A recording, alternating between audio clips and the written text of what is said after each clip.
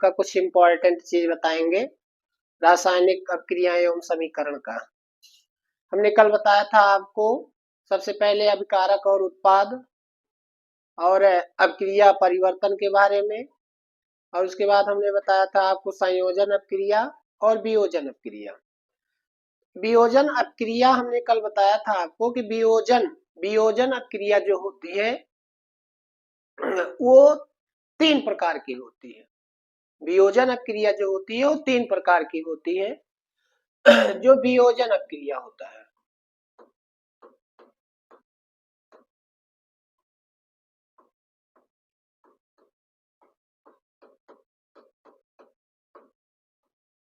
वियोजन अभिक्रिया जो होता है वो 3 टाइप का होता है। 3 टाइप कौन कौन है?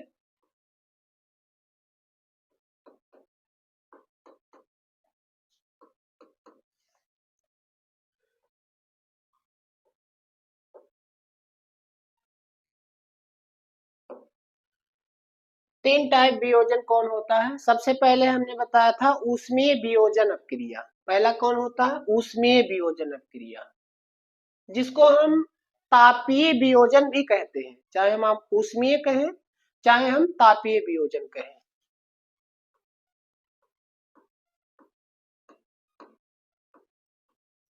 ऊष्मीय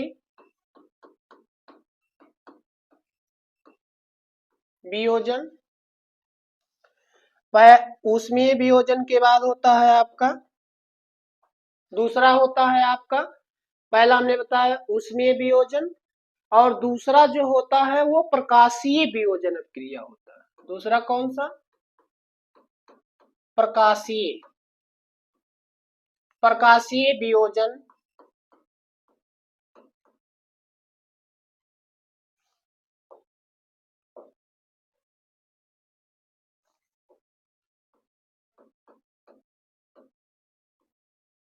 दूसरा होता है प्रकाशीय वियोजन। तीसरा जो होता है वो विद्युत अपघटनी वियोजन या विद्युत अपघटन।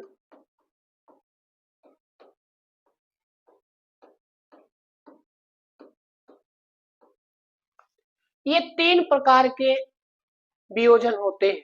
पहला ऊष्मीय वियोजन, प्रकाशीय वियोजन और विद्युत अपघटन वियोजन जिसको हम कहते हैं। सबसे पहले देखिए ऊष्मीय वियोजन, इसी को हम तापीय वियोजन भी कहते हैं। चाहे हम ऊष्मीय वियोजन कहें और चाहे तापीय वियोजन कहें, इसी को हम तापीय वियोजन भी कहते हैं। इसी को हम तापीय वियोजन भी बोलते हैं। तापीय वियोजन का मतलब होता है कि जिसको ताप दिया जाए, ताप देकर जिसको गर्म किया जाए, उसे हम तापीय वियोजन अभिक्रिया कहते हैं। या जिसको ऊष्मा दिया जाए और ऊष्मा देने के बाद वो वियोजित हो जाए, उसी को हम क्या कहते हैं? वियोजन अभिक्रिया। कल हमने आपको बताया था कि संयोजन का जस्ट उल्टा वियोजन होता है। संयोजन में क्या होता है कि 2 अभिकारक जो होते हैं वो आपस में जुड़कर एक उत्पाद बनाते हैं, और वियोजन में क्या होता है? जस्ट इसी का उल्टा होता है। अभिकारक 1 होता है और उत्पाद 2 होते हैं, तो वियोजन होता है। उसके बाद हमने बताया था कि वियोजन में जो भी चीजें होगा उसमें एक अभिकारक और 2 उत्पादों में टूट जाए। एक अभिकारक 2 उत्पादों में टूट जाए, लेकिन वो टूटे किसके कारण? ऊष्मा के कारण या ताप के कारण। चाहे ऊष्मा हो चाहे ताप, एक ही चीज है दोनों का। दोनों को देने पर वो क्या हो जाए? टूट जाए, तो उसे हम क्या कहेंगे? ऊष्मीय वियोजन अभिक्रिया। कहने का मतलब हमारा ये है कि ऊष्मीय वियोजन अभिक्रिया उसे कहते हैं कि वह अभिक्रिया जिसमें ऊष्मा देने पर कोई अभिकारक उत्पाद में परिवर्तित हो जाए, उसे हम ऊष्मीय वियोजन अभिक्रिया कहते हैं। जैसे हम आपको एक सरलतम उदाहरण बताएं, एग्जाम्पल। जैसे हम कहें, जैसे हम कैल्शियम कार्बोनेट, कैल्शियम कार्बोनेट है, कैल्शियम कार्बोनेट को जब हम ऊष्मा देंगे या ताप देंगे, जब इसको गर्म करेंगे, तो गर्म करने पर देखिए CaO और प्लस CO2, कैल्शियम ऑक्साइड और कार्बन डाइऑक्साइड, इसको हमने गर्म किया तो कैल्शियम कार्बोनेट क्या है, अकेला है, अभिकारक अकेला है। लेकिन जब इसके प्रोडक्ट बने तो प्रोडक्ट देखिए कितने बने, दो, दो बना। किसके कारण बना, ताप देने पर। ताप देने पर ये क्या हुआ, वियोजित हो गया, अलग हो गया। अभिकारक जो एक था वो उत्पाद दो हो गया। जैसे और भी तमाम प्रकार की चीजें हैं, जैसे हम कह दें कि Fe अगर हम कहें कि फेरस जो सल्फेट होता है FeSO4, फेरस सल्फेट जिसको हम कहते हैं, फेरस सल्फेट को यदि हम गर्म करेंगे, ताप देंगे, तो ताप देने पर ये क्या बनाएगा, फेरिक ऑक्साइड Fe2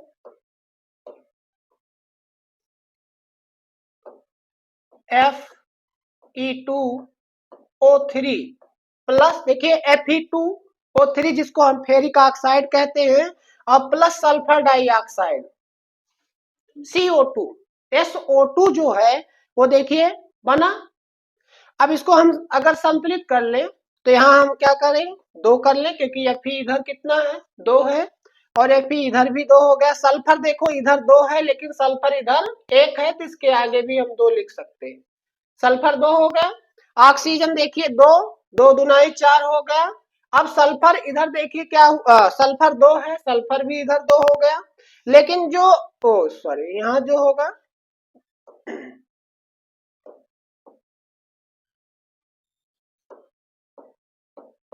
अब देखिए फेरस सल्फेट है 2SO4 अर्थात FeSO4, फेरस सल्फेट को ताप दिया गया तो ये फेरिक ऑक्साइड बनाया, और प्लस क्या बनाया, सल्फर डाइऑक्साइड गैस बनाया।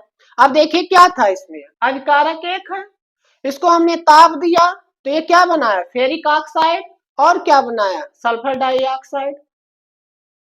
अब देखिए Fe इधर दो था, Fe इधर भी दो हो गया, और सल्फर दो था, सल्फर इधर भी दो हो गया। ऑक्सीजन जो था वो 4 का मल्टीप्लाई हो जाएगा तो 2 चौकाट हो जाएगा, इधर भी 2 दुनाई 4 और 4 3 7 हो गया, अर्थात फेरस सल्फेट अर्थात फेरिक ऑक्साइड।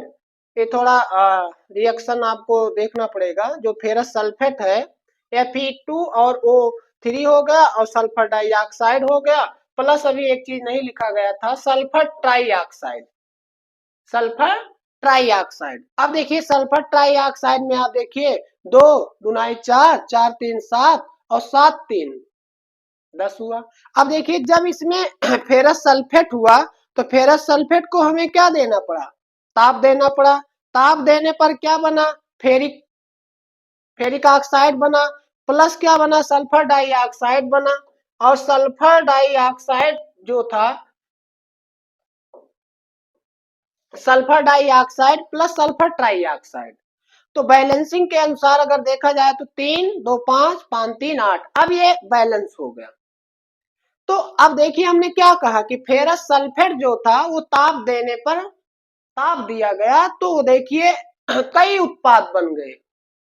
उत्पाद जो था वो कई बना, लेकिन किसके कारण हुआ, ऊष्मा देने पर या ताप देने पर।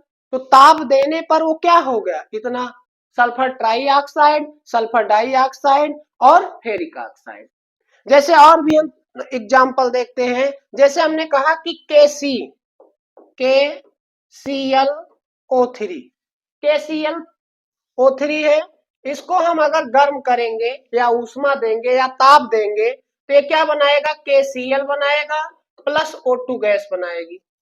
अगर हम देखें KCl तो यहाँ हम अगर दो कर दें तो यहाँ भी दो हो जाएगा, तो दो और तिहाई 6 हो जाएगा, तो 3 दुनाई 6 हो जाएगा। ऑक्सीजन गैस देखिए बन गया।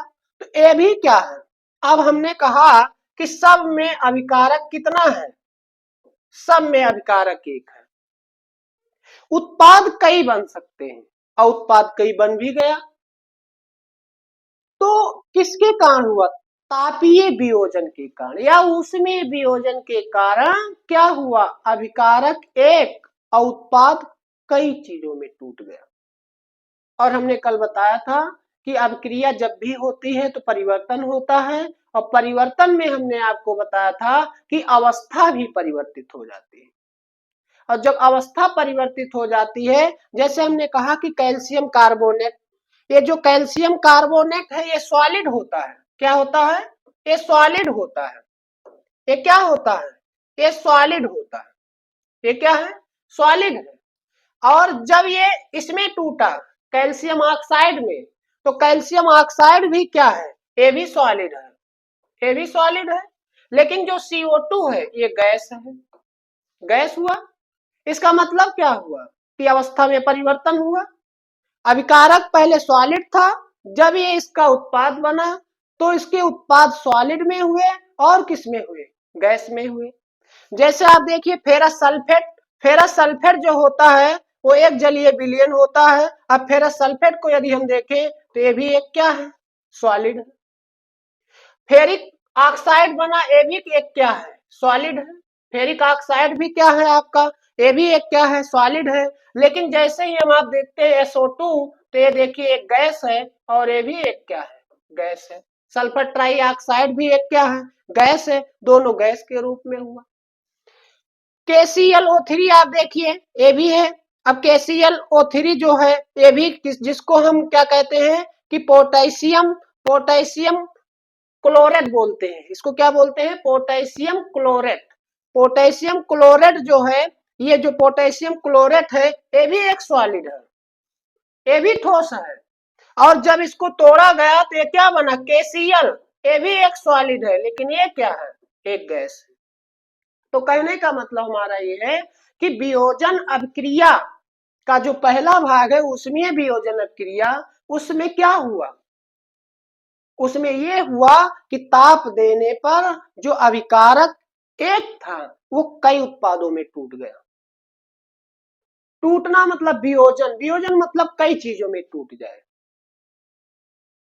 तो ऐसी अभिक्रिया जो ताप के कारण या ऊष्मा के कारण होता है, या ऊष्मा देने पर वो अभिक्रिया टूटती है, ऐसी अभिक्रिया को हम क्या कहते हैं?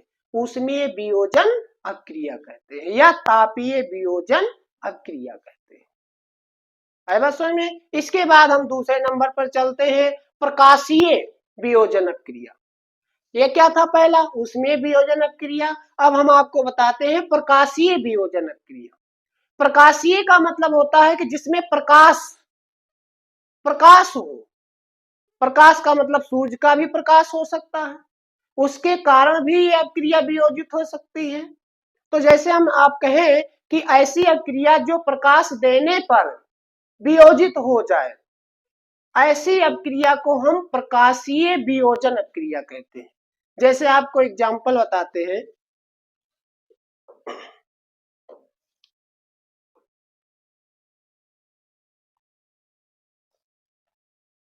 जैसे हम आपको एग्जांपल बताएं,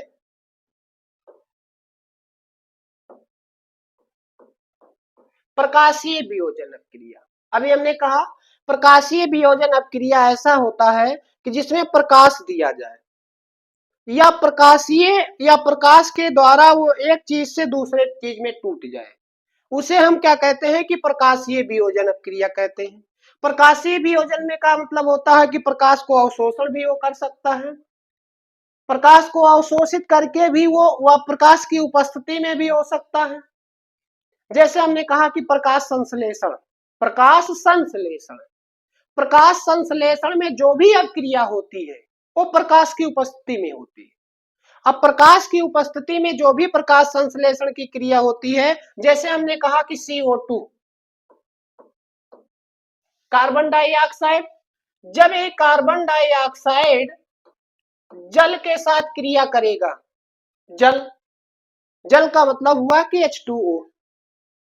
अब जैसे ही H2O कार्बन डाइऑक्साइड के साथ क्रिया करता है तो ऐसे क्या बनाता है? ग्लूकोज बनाता है। ग्लूकोज का मतलब हो गया C6 H12 और O6 हो गया प्लस O2 हो गया। संतुलित करने के लिए हम यहाँ क्या कर देते, 6 कार्बन इधर है तो 6 कार्बन इधर भी होता है, हाइड्रोजन 12 है तो 6 दुनाई 12 हो गया, और 6 दुनाई 12 6 कितना हो गया 18, तो इधर देखिए 6 तो 6 इसमें हो जाएगा, 6 दुनाई 12। अब ये किसके कारण घटना घटित हुई, प्रकाश, इसमें प्रकाश का क्या हुआ, संश्लेषण हुआ, इसमें क्या हुआ, प्रकाश का संश्लेषण हुआ। इसका मतलब प्रकाश की उपस्थिति है कि नहीं है, लाइट है कि नहीं, तो प्रकाश की उपस्थिति में यह अभिक्रिया हुई कि नहीं हुआ, तो जो अभिक्रिया प्रकाश की उपस्थिति में होता है और वो वियोजित हो जाती है, ऐसी अभिक्रिया को हम क्या कहते हैं, प्रकाश वियोजन या प्रकाशीय वियोजन अभिक्रिया कहते हैं। और भी देखिए उदाहरण एग्जाम्पल, जैसे हम कहते हैं AgCl, और AgCl में आप देखिए जब यही होता है 2Ag,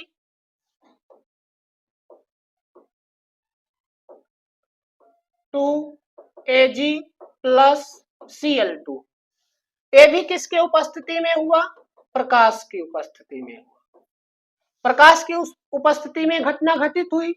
तो जो अभिक्रिया प्रकाश की उपस्थिति में जो भी चीजें होती हैं, ऐसी अभिक्रिया को हम प्रकाशीय वियोजन अभिक्रिया कहते हैं। जैसे हमने कहा सिल्वर क्लोराइड जो है जब वो टूटा तो Ag में टूटा और प्लस क्या टूटा, Cl2 में टूटा, जबकि सिल्वर क्लोराइड आप जानते हो एक सफेद अवक्षेप देता है, और एक सफेद अवक्षेप देने के बाद जो सिल्वर बनता है, इस सिल्वर को हम क्या कहते हैं, रजत दर्पण कहते हैं, और प्लस क्या Cl2 बनता है। इसमें भी अवस्था का परिवर्तन होगा, ऐसा नहीं कि अवस्था परिवर्तित नहीं होगी, इसमें भी अवस्था का परिवर्तन होगा। अभिक्रिया चाहे जो हो, अभिक्रियाओं में अवस्था का परिवर्तन होता भी है और नहीं भी होता है। नहीं होने का मतलब ये नहीं हम कह रहे हैं कि अब होता ही नहीं, जैसे कभी कभी हमने कल बताया था कि अभिकारक और उत्पाद दोनों एक ही अवस्था में हो सकते हैं, भिन्न भिन्न अवस्था में हो सकते हैं। जिसका अभिकारक और उत्पाद एक ही अवस्था में होगा उसे समांगी अवस्था कहा जाएगा, और जिसमें अभिकारक और उत्पाद की अवस्था भिन्न भिन्न होगा उसे विषमांगी अवस्था कहा जाएगा। अब उस विषमांगी अवस्था में अवस्था का परिवर्तन होगा, तो उस अवस्था, अब जैसे हमने कहा कि कार्बन डाइऑक्साइड ये एक गैस है, ये एक लिक्विड है, द्रव है, और देखिए जब टूटा तो ये देखिए क्या है, CO, ये गैस है O2, है कि नहीं, ये गैस है। जबकि आप देखिए C6H12 जो O6 है ग्लूकोज है, ये भी एक जलीय अपघटन, जलीय विलयन का एक रूप है, जिसको हम कहते हैं, तो ये भी क्या है, ग्लूकोज। तो अगर हम देखें तो इसमें प्रकाश के कारण या प्रकाश की उपस्थिति में ऐसी क्रियाएं हो रही हैं। और भी तमाम प्रकार के एग्जाम्पल हैं, जैसे हमने कहा कि AgBr, ये भी किसकी उपस्थिति में, प्रकाश, तो क्या हो जाएगा, यहाँ हो जाएगा 2Ag और प्लस चाहे हम Br2 हो गया। तो ये भी एक क्या है, प्रकाश की उपस्थिति में घटने वाली ये भी एक क्या है, घटना है, जिसको हम क्या कहते हैं, प्रकाशीय वियोजन क्रिया। जो घटना प्रकाश की उपस्थिति में हो, ऐसे चीज को हम क्या कहते हैं, प्रकाशीय वियोजन क्रिया। दूसरा क्या है, विद्युत अपघटन वियोजन क्रिया। विद्युत अपघटन वियोजन क्रिया या विद्युत अपघटनी वियोजन क्रिया इसी को कहते हैं। जो ये जो होता है निम्न चीजों पर निर्भर करता है, जैसे जैसे ये प्रकाश पर निर्भर किया, ये ऊष्मा पर निर्भर किया, ये किस पर निर्भर करेगा, विद्युत का अपघटन करेगा, और विद्युत का अपघटन करके ये एक चीज से दूसरे चीज में टूट जाएगा। जैसे इसका एग्जाम्पल आप देखिए,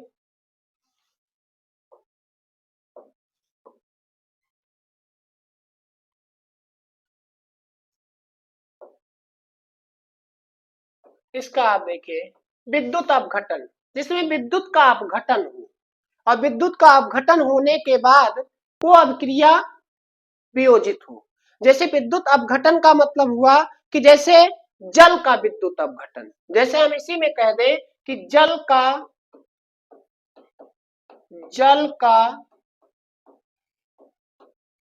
विद्युत अपघटन, जल का विद्युत अपघटन। इसका मतलब क्या हुआ कि जल का विद्युत अपघटन हुआ। जल आप जान ही रहे हो, जैसे हमने कहा कि जल में क्या है, H2O जल है, इसको विद्युत दिया गया, विद्युत विद्युत दिया गया, तो देखिए क्या हुआ, H2 हुआ प्लस O2 हुआ। तो जल किसमें टूट गया, H2 और O2 में टूटा। किसके कारण टूटा, विद्युत का अपघटन किया इसने। और जल जो था वो किसमें टूटा, H2 प्लस O2 में। हम इसको संतुलित कर लेते हैं तो यहाँ 2 कर लेते हैं, बैलेंसिंग कर लेते हैं तो यहाँ भी जो हो जाएगा 2 हो जाएगा, बाकी तो बैलेंस है ये। तो ये किसके कारण हुआ, विद्युत के अपघटन के कारण है। जैसे सरलतम और एग्जांपल देखिए, जैसे नमक है, सोडियम क्लोराइड NaCl जिसको हम बोलते हैं, NaCl।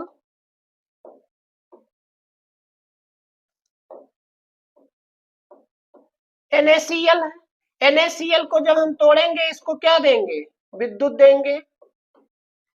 तो विद्युत देने पर क्या हुआ है, NaCl अर्थात Na प्लस Cl2।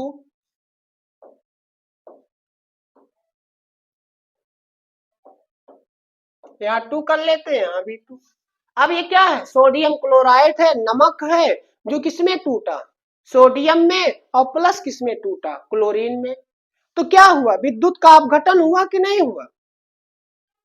तमाम एक से एग्जाम्पल है, जैसे आप देखते हो एल्मुना, एल्मुना जैसे हम कह दें कि Al2O3, इसको भी अगर हम विद्युत दें, विद्युत एल्युमिनियम ट्राइऑक्साइड अगर हम इसको भी क्या करें, तोड़े, तो ये भी क्या होगा, एल्युमिनियम में और प्लस O2 में।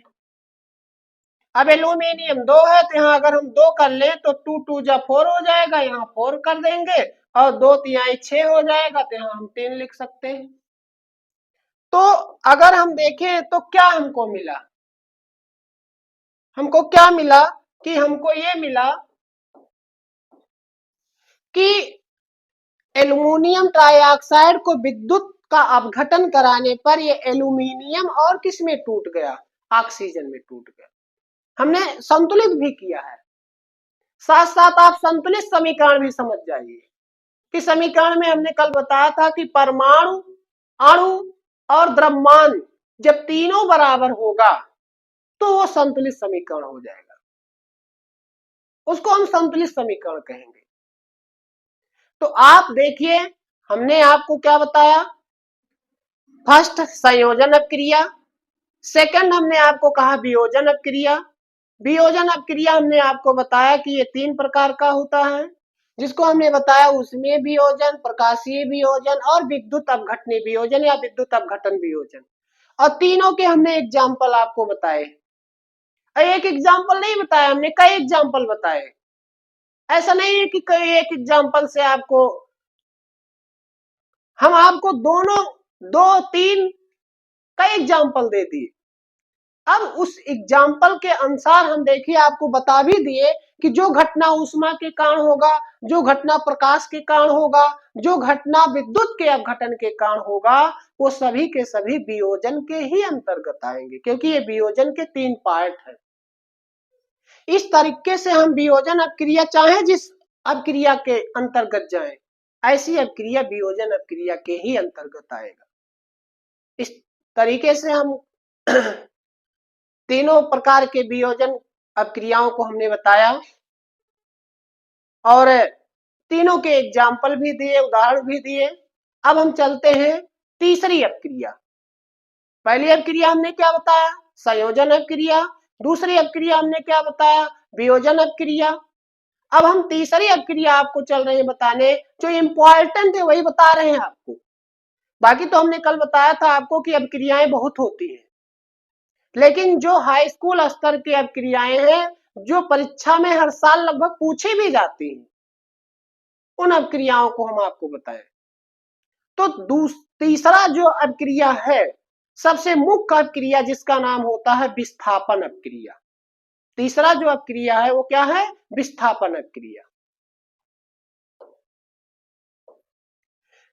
तीसरी जो अपक्रिया है, जैसे हमने आपको कहा कि पहला, दूसरा और तीसरा। पहला हमने क्या बताया था आपको? पहला हमने आपको बताया संयोजन अपक्रिया।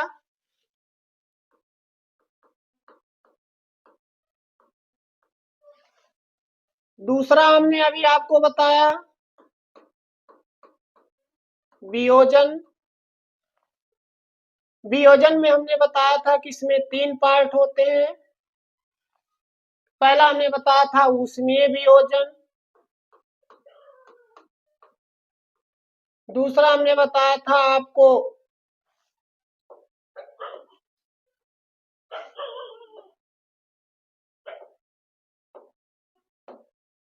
दूसरा हमने आपको क्या बताया? ऊष्मीय। दूसरा हमने बताया आपको प्रकाशीय। तीसरा हमने आपको क्या बताया था? विद्युत अपघटन। विद्युत अपघटनी। ये 3 प्रकार के हमने अभी बताया। इसके बाद हम आपको अगला बताते हैं, जिसका नाम क्या है? वो है आपका विस्थापन। विस्थापन अपक्रिया। विस्थापन अपक्रिया 2 प्रकार की होती है। विस्थापन जो होता है ये 2 प्रकार का होता है। एक होता है एकल विस्थापन,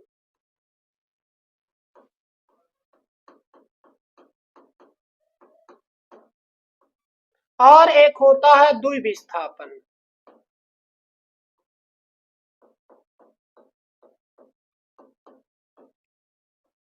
पहला क्या होता है? एकल विस्थापन अपक्रिया, जबकि विस्थापन के ये दोनों भाग है।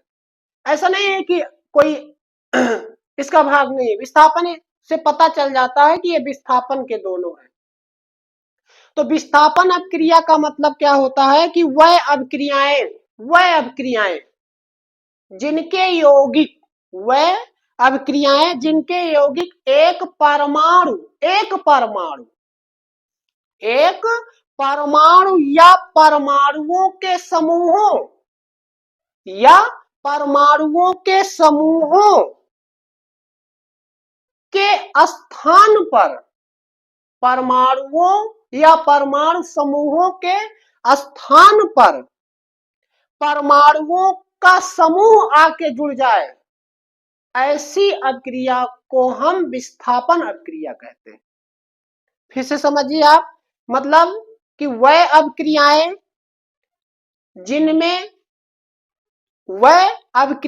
जिनमें किसी यौगिक के एक परमाणु या परमाणु के समूह द्वारा किसी अन्य परमाणु का उस परमाणु पर जाकर क्या हो जाना? जुड़ जाना, और जुड़ने के बाद उसको विस्थापित कर दे, ऐसी अभिक्रिया को हम विस्थापन अभिक्रिया कहते हैं।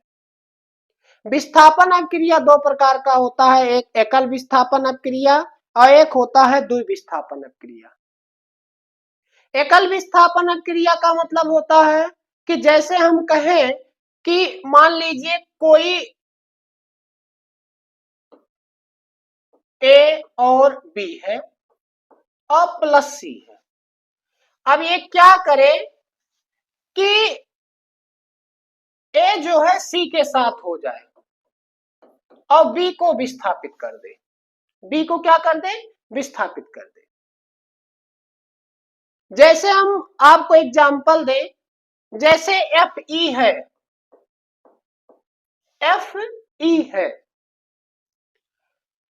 प्लस एफ ई का मतलब होता है आयरन, और प्लस ए बी है। ए बी का मतलब मान के चलिए कि कोई जैसे कॉपर सल्फेट है। कॉपर सल्फेट है, कॉपर सल्फेट में जब आयरन आया, तो आयरन ने क्या किया कि कॉपर का स्थान आयरन ने ले लिया और कॉपर को विस्थापित कर दिया। कॉपर को क्या कर दिया? विस्थापित कर दिया, कॉपर विस्थापित हो गया। इसका मतलब क्या हुआ कि एकल विस्थापन हुआ, किसी एक ने उसको क्या कर दिया, विस्थापित कर दिया। किसने विस्थापित कर दिया, आयरन ने। आयरन ने क्या किया कि कॉपर सल्फेट के विलयन में से कॉपर को विस्थापित कर दिया। लेकिन बात ये आती है कि आखिर विस्थापन जो हुआ वो क्यों आयरन कॉपर को ही विस्थापित किया।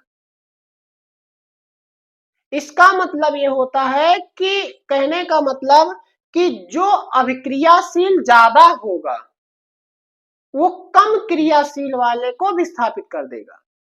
इसका मतलब क्या है कि जो आयरन है, जो क्या है, आयरन है, ये आयरन जो है ये अधिक अक्रियाशील है। ये क्या है, अधिक अक्रियाशील है।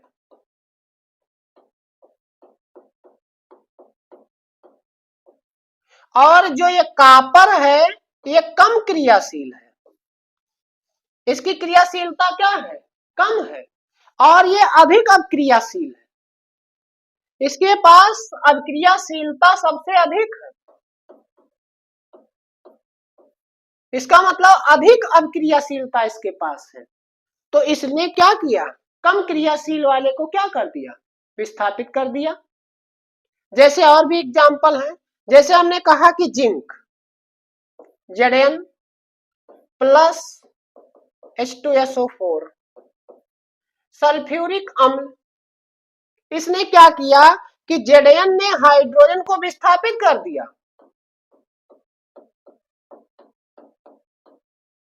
हाइड्रोजन गैस निकल गया।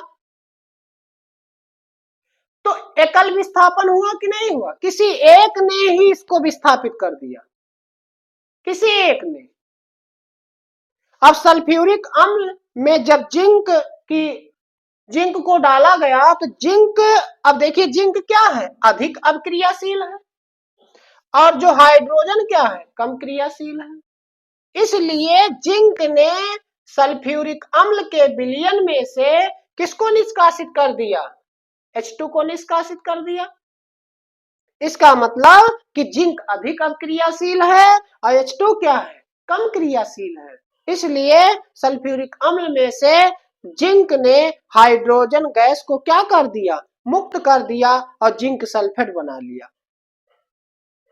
बहुत एग्जाम्पल है, जैसे हमने आपको 2 एग्जाम्पल बताया, और भी एग्जाम्पल है। अभी देखिए सिल्वर, सिल्वर को कॉपर सल्फेट के विलयन में डाल दोगे तो सिल्वर क्या है, अधिक अक्रियाशील है, तुरंत सिल्वर क्या करेगा कि, लेकिन एक चीज है, सिल्वर जब कॉपर सल्फेट के विलयन में जाएगा तो सिल्वर कोई अक्रिया नहीं कर पाएगा, वो कोई अक्रिया नहीं करेगा, क्योंकि सिल्वर की क्रियाशीलता कम है, किसकी अपेक्षा, कॉपर की अपेक्षा।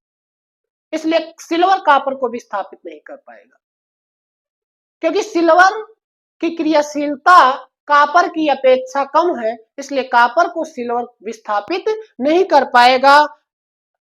सिल्वर हुआ आपका, सोना हुआ, Au हुआ, ये सब कम क्रियाशील है, इसलिए ये कॉपर सल्फेट के विलयन में से कभी भी कॉपर को विस्थापित नहीं कर पाएंगे, क्योंकि इनकी क्रियाशीलता कम होती है। आई बात समझ में। इसलिए ये कौन सी अक्रिया हुआ, एकल विस्थापन अक्रिया, एक ने ही विस्थापित कर दिया। आई बात समझ में। तो ऐसी अक्रियाओं को हम क्या कहते हैं, एकल विस्थापन अक्रिया। समझ में आया। इसके बाद हम दूसरा पढ़ते हैं, द्विविस्थापन अक्रिया। द्विविस्थापन, द्विविस्थापन का मतलब होता है कि किसी दो के द्वारा उसको विस्थापित किया जाए, किसी दो के द्वारा उसे विस्थापित किया जाए। अब दो के द्वारा विस्थापित करने का मतलब क्या होता है कि जब भी कोई अक्रिया एकल विस्थापन होगा तो कोई एक विस्थापित करेगा, लेकिन जब द्विविस्थापन होगा तो उसमें कोई दो विस्थापन करेगा उसको। आए बात समझ में। तो आपको द्विविस्थापन क्रिया हम आगे बताएंगे। पहले आप बताइए, इतना आपको समझ में आया कि नहीं आया कि विस्थापन अपक्रिया क्या है, और उस विस्थापन अपक्रिया से हमें कैसे पता चला कि वो एकल विस्थापन अपक्रिया है, और कौन सा ऐसा आएगा कि द्वि विस्थापन अपक्रिया होगा। तो दो प्रकार के ऐसे अपक्रियाएं हैं जो एक दूसरे में क्या होता है, विस्थापित हो जाता है, तो उसे हम क्या कहते हैं, द्वि विस्थापन अपक्रिया। जब दो चीज, द्वि विस्थापन अपक्रिया भी हम आपको बताते हैं।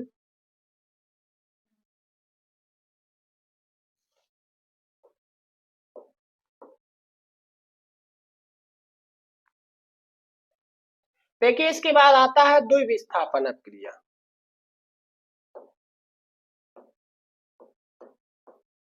अब कि हम द्वि विस्थापन, जैसे हमने कहा कि कोई मान लीजिए ए और बी है और सी और डी है, तो इसका मतलब ए बी ए सी हो जाएगा और प्लस क्या हो जाएगा, बी डी। मतलब एक का स्थान कोई और ले ले और बी का स्थान कोई और ले ले, तो ऐसी चीज को हम क्या कहते हैं, द्विविस्थापन अपक्रिया। द्विविस्थापन अपक्रिया का मतलब ये हुआ कि जैसे हम कोई भी ए बी है, देखिए ए जो था वो सी और बी जो था वो डी के पास है, तो यहां द्विविस्थापन हुआ। और जब द्विविस्थापन अपक्रिया होता है तो ऐसी अपक्रिया को हम क्या कहते हैं, द्विविस्थापन अपक्रिया। आई बात समझ में। इस तरीके से हम अपक्रिया को जानते हैं, और अपक्रिया को जानने से हमें पता चलता है कि कौन सा एकल विस्थापन अपक्रिया है और कौन सा द्विविस्थापन अपक्रिया है। तो एकल विस्थापन और द्विविस्थापन, तो जब भी जैसे हम कह दें कि बेरियम सल्फेट, बेरियम सल्फेट है, और बेरियम सल्फेट में यदि हम मान लीजिए कॉपर सल्फेट को विलयन को डाल दें, या कॉपर नाइट्रेट को डाल दें, या सोडियम नाइट्रेट को डाल दें, तो सोडियम नाइट्रेट जो होगा वो कॉपर के साथ चला जाए, नाइट्रेट तो कॉपर नाइट्रेट हो जाए, और सोडियम जो है सल्फेट के साथ चला जाए तो सोडियम सल्फेट हो जाए। इसका मतलब ये कौन सी अपक्रिया हुआ, द्विविस्थापन।